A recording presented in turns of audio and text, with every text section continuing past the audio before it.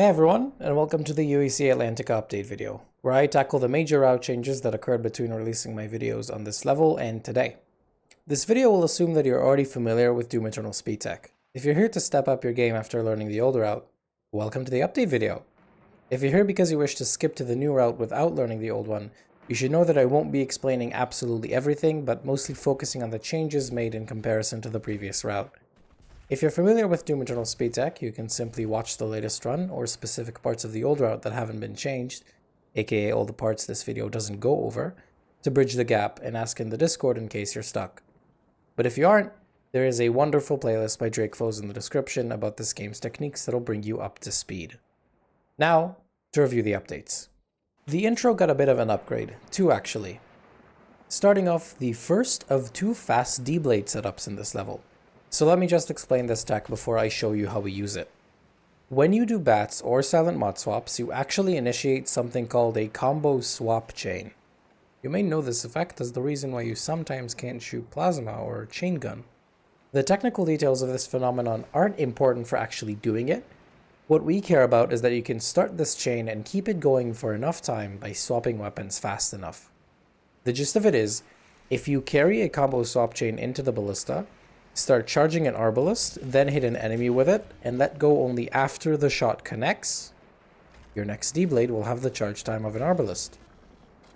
Difficult to understand, but rather easy to execute. If you're interested in learning more about the technical details, there is a great video by Sylar and Drake Foes in the description. If you're on current patch, this video also explains how to do silent mod swaps in later versions, because it's different for some reason. In terms of this FTB setup, after you hook, go to your heavy cannon, silent mod swap to ballista, swap back to heavy cannon as soon as possible, shoot the soldier because we need him dead, swap to ARB and start holding the charge before the weapon's fully brought up. The way to keep this consistent is by buffering most of your inputs here. Shoot the soldier with the ARB, remember not to let go of the charge until the shot hits. Then after you finish keycard skip and enter this fight, your Dblade here will be about 2 seconds faster. I wish I could say this is the only time an overly elaborate setup managed to save only less than 10 seconds, but this is Doom Eternal, so goofy game. Here's how that looks like in full speed.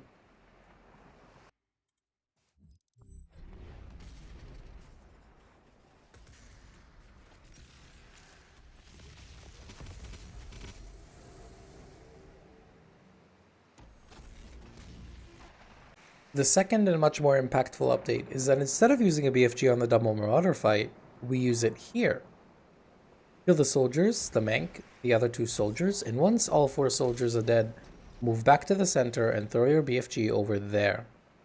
If you then ballista boost to the lower floor, the BFG that took out this arena will also kill everyone in the floor below, like so. 1 BFG for 2 rooms, very cool stuff. Also, the Hell Knights only spawn once 4 soldiers are dead, so if you killed all 4 soldiers, this strat will be consistent. But if you miss 1 or even 2, you leave your fate in the hands of random BFG damage. Sometimes the fight gets cleared, but with a delay. Sometimes the Hell Knight in the back spawns too late and gets to live. Sometimes the leftover soldier survives instead. If you miss a soldier, there's no reason not to test your luck and hope you can get it. It's not that uncommon for it to work regardless, but just be aware that if something goes wrong, you probably miss a soldier. Jumping past keycard skip here to show you how the fight above it looks like, fast Dblade included.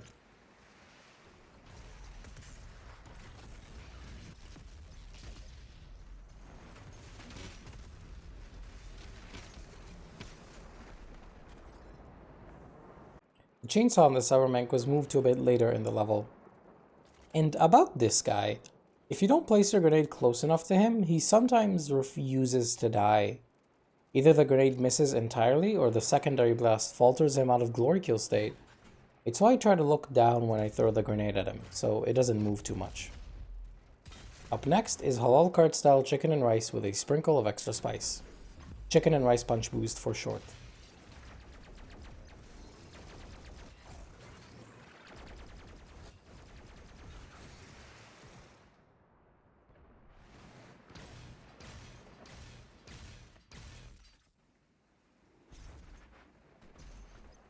We went a bit crazy ever since we decided to name skips based on food items. All right, we're getting ready for a trick that we call the Moroccan spiced chicken with toasted vegetables. This Wait, is hold not up, hold this up, is hold not a joke. This is actually what it's called. So, for the shield boost, I find it easier to set up with normal jumps instead of scroll, but you do what you find most comfortable. You could also meat hook like this,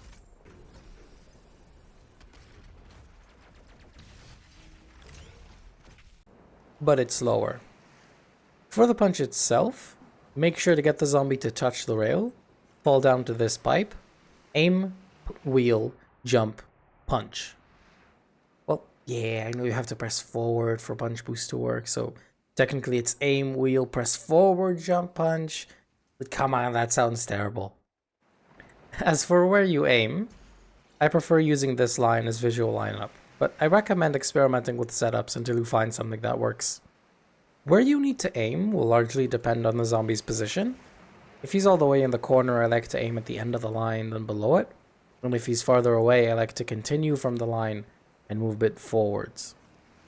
Also, if the spider bothers you a bit too much, you can do this.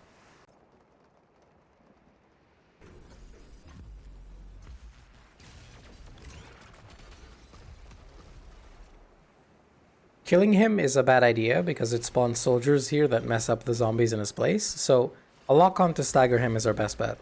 This should make him a non-issue.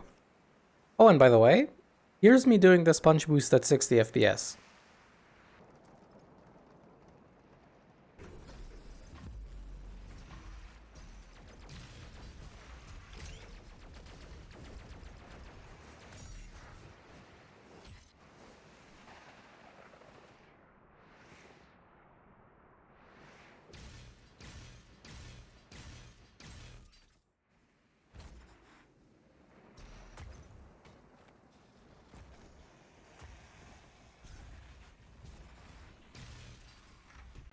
Pretty hard, but possible.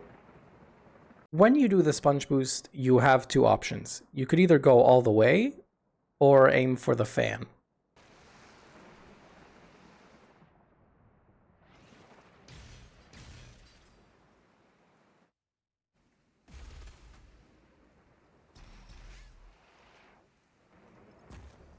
A good way to tell if you even have enough height to go all the way is by paying attention to where you are in relation to this crane.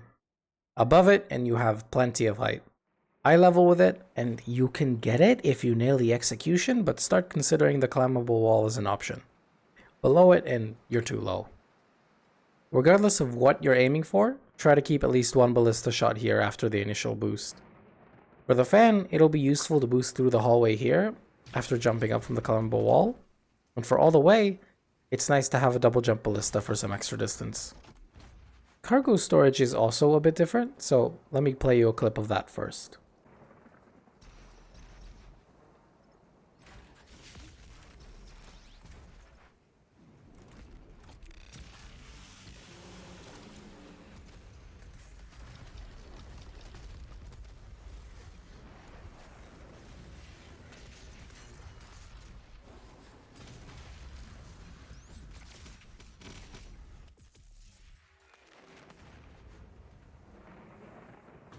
For the Baron Ice Bomb, I like to wait until the portal opening animation slows down, then Ice Bomb from here. Afterwards, we go grab the ammo and do another FDB before the Severmag spawns. Important side note, while the Dblade is stored after the setup is complete, the setup itself can be interrupted by a mantle, so mantle first, then start it. This time we do an even easier variation, where we mod swap from Ballista to Heavy Cannon, then normal swap back to Ballista, before shooting to complete the setup and then immediately chainsawing. Kill Baron, Dblade Kakos, then BFG after the Doom Hunter gets off his sled. Apart from the fast Dblade, there isn't anything too complicated here. Also, I forgot to say when I was recording, but after the chainsaw, I silent mod swapped the Ballista to have Dblade pulled up. It's optional, but it's cool. For this punch boost, I'm just gonna let you know that skipping the climbable wall is more consistent than I previously thought. All you gotta do is aim a bit farther back when doing this punch boost, like this.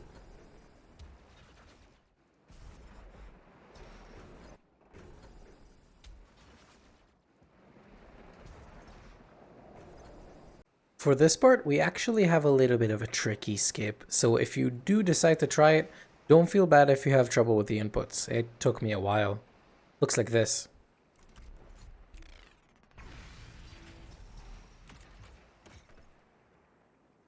This is actually a variation on a double shot. Not only do we press the shoot button after the weapon wheel instead of before, we also let go of right mouse button afterwards. The first change makes both shots shoot one frame after another, and the second change causes those shots to be regular ballista shots instead of arbalist. Combo those two ballista boosts with a double jump, and you get enough height to skip the trigger. The inputs are charge arb, weapon wheel, let go of charge, hold shoot, jump, double jump, mod swap.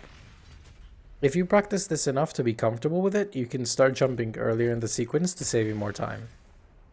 If you fail it and don't understand why, the most common reason is that you let go of a button too early. Remembering to hold both shoot and weapon wheel is surprisingly hard at first, at least it was for me. So just try to keep both of them held until you actually execute the trick. That, or you forgot to wait with the second jump until the peak of your first jump. These two pickups are optional, I personally skip them, but if you spend too much ammo here, you can grab them on the way. In here, rather than do this scuffed climb up an object that doesn't feel like it actually obeys physics the way it's supposed to, you can actually ballista boost all the way up to the pipe like so. This entire room isn't completely level, it's actually tilted to the side. This usually doesn't matter, however if you jump from a higher part of the floor, you can ballista boost to a lower part of the pipe.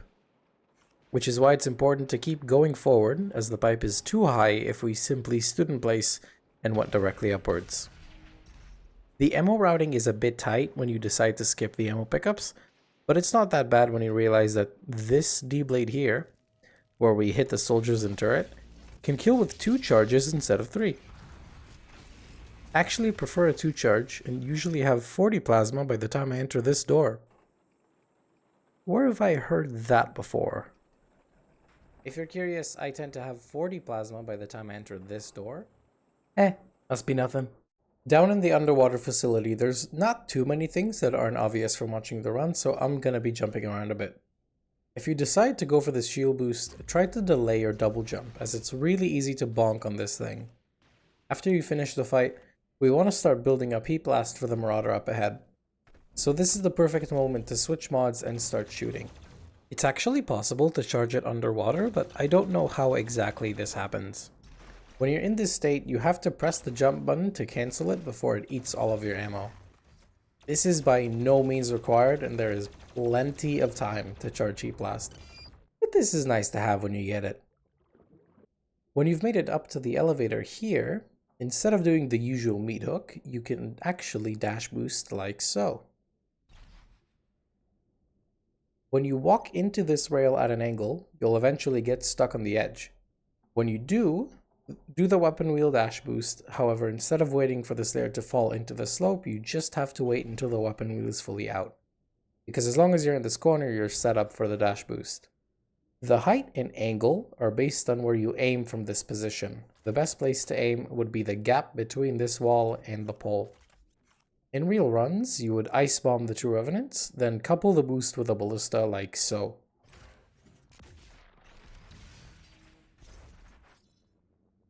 Now the Marauders. Without a BFG to trivialize them, we have to do some serious combos. The first Marauder is a standard fun zone. We stand about here, wait for him to come up, and make sure we start the combo after he does his green eyes attack. As sometimes he can actually invalidate the fun zone by agitating him before he has the chance to open up. I use this stain on the floor as a visual lineup by standing on the half of it that's farther away from the Marauder. The second one, however, we don't have enough rockets to do a regular slob. So Siler and Drake got together and got back to us with this.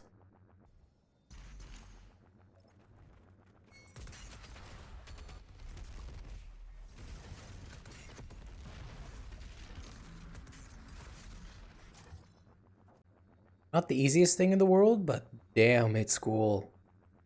The combo goes like this. SSG to start, throw a grenade below your feet, PB, Sticky Bomb, Heat Blast, SSG, Blood Punch, SSG, and PB to finish. It's a weird sequence of inputs to get used to, but once you do, it's really not that bad. The only real problem with this combo is lower patch exclusive, and it has to do with the Blood Punch at the end. I want to preface this by saying that you are absolutely capable of just not doing the Blood Punch and finishing him off with either Sticky Bombs or Feet Ballista, which looks like this.